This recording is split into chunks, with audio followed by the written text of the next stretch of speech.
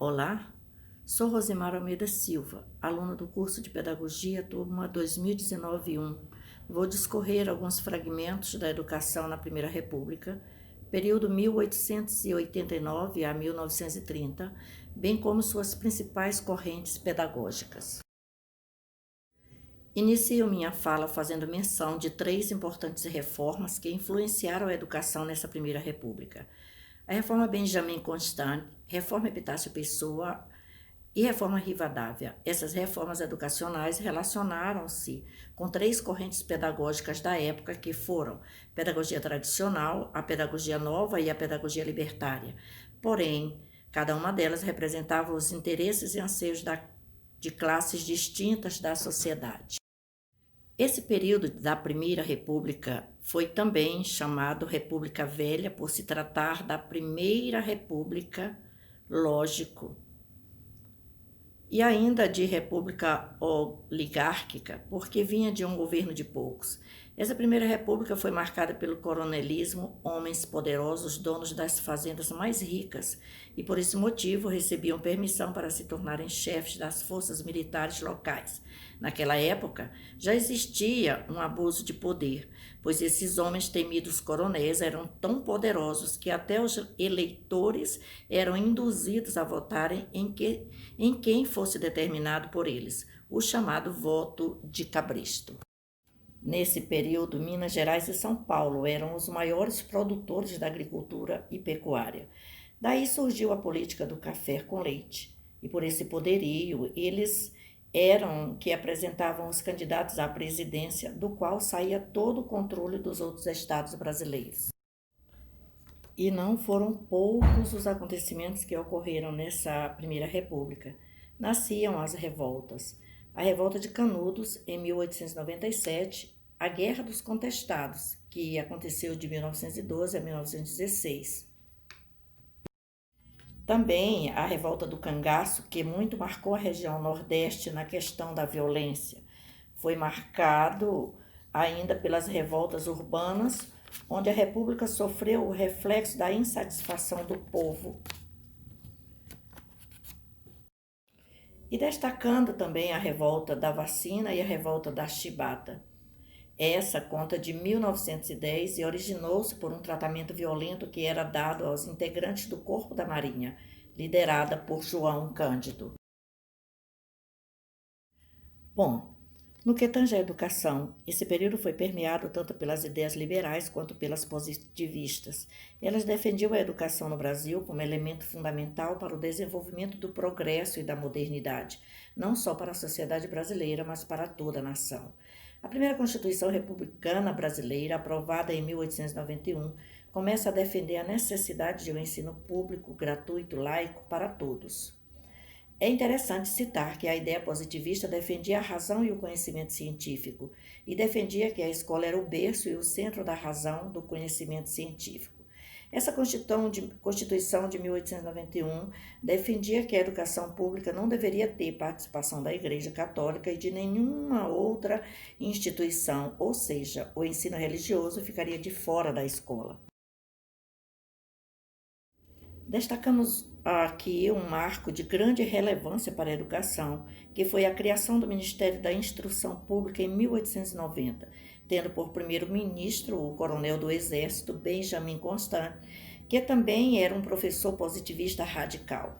Não foram muitas as tentativas de reformas educacionais em detrimento de uma descentralização da educação desde o Ato Adicional de 1834. Isso porque os governos estaduais foram responsabilizados pelos seus próprios sistemas e redes de ensino. Já em 1890, o estado de São Paulo, mais rico da federação pela sua produção do café, promove a reforma da instrução pública, trazendo dois aspectos novos. O primeiro foi a institucionalização de grupos escolares de ensino elementar, que era o primeiro ensino, e eram também turmas isoladas, sob a responsabilidade de um só professor. Surge então o grupo escolar. Essa estrutura foi mais racional e só então aparece o modelo de organização das turmas isoladas, estabelecendo assim um modelo de ensino seriado, com etapas e momentos de formação, dando origem à primeira série, segunda série, terceira série, devidamente coordenadas por uma direção que assumia o controle total da administração.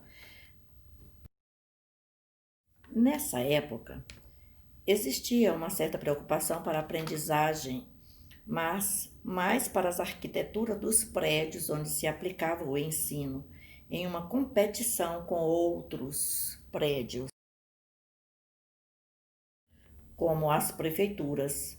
Mas isso era uma política de poucos. O segundo aspecto da instrução paulista teve ainda maior importância porque foi a formação de professores, que tinham uma base fraquíssima, descentralizadas, desorganizadas. Daí entra a reforma de Caetano de Campos e muda essa perspectiva e remodela a Escola Normal de São Paulo em todo o seu âmbito, quer seja curricular ou de debate pedagógico, absorvendo o modo intuitivo de ensino. Então, foram criadas 2 escolas modelo, abrigando as turmas primárias de ensino elementar. São Paulo foi um precursor na educação, nesse período de Primeira República. Seu modelo de educação foi mais tarde copiado por alguns outros estados que também vieram a criar secretarias de educação, também chamadas de secretarias de instrução pública, como Minas Gerais, Bahia, Rio de Janeiro, e é por isso que até hoje belas, porém desgastadas fachadas de prédios antigos ostentam as expressões grupo escolar. Surgem então 2 movimentos importantes. O primeiro foi o entusiasmo pela educação, que foi muito influenciado pelas ideias liberais e as ideias positivistas, as quais defendiam a modernização da nação brasileira.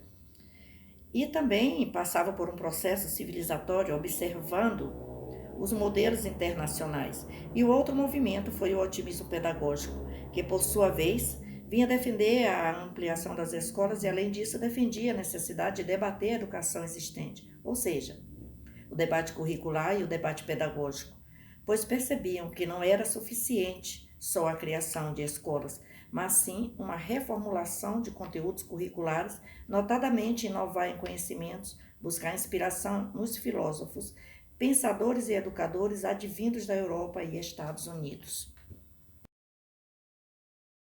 Mais tarde, já após a Primeira Guerra Mundial, na década de 20, o otimismo pedagógico veio a inspirar a escola novismo, ou seja, as ideias da escola nova.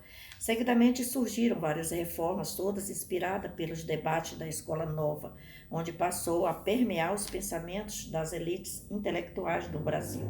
A escola nova trazia pelos seus críticos uma observação de que, apesar de ter promovido uma mudança educacional, trouxe uma divisão com uma educação elitista e uma divisão para as classes populares, trabalhadoras, notadamente os pobres.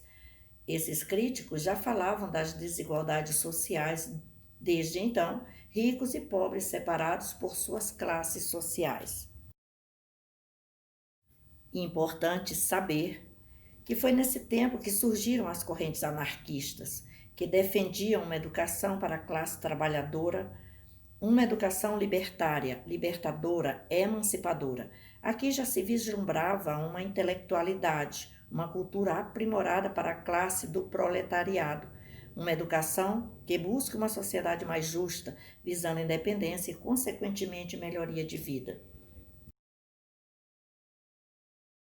Concluindo essa pesquisa, vi que ainda dentro desse período deu-se a regulamentação de cursos superiores, que era da alçada do governo federal, mas esse modelo era voltado para os institutos e as faculdades isoladas ligadas à Igreja Católica e não havia até então outra ideia que permitisse outros modelos de ensino superior.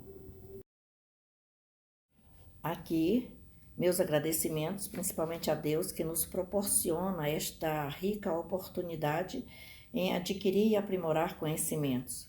E como disse o célebre poeta Gonçalves Dias, a vida é combate que os fracos abate, que os fortes e bravos só pode exaltar. Obrigada, esforcemo-nos então, fortes e bravos colegas e professores. Obrigada.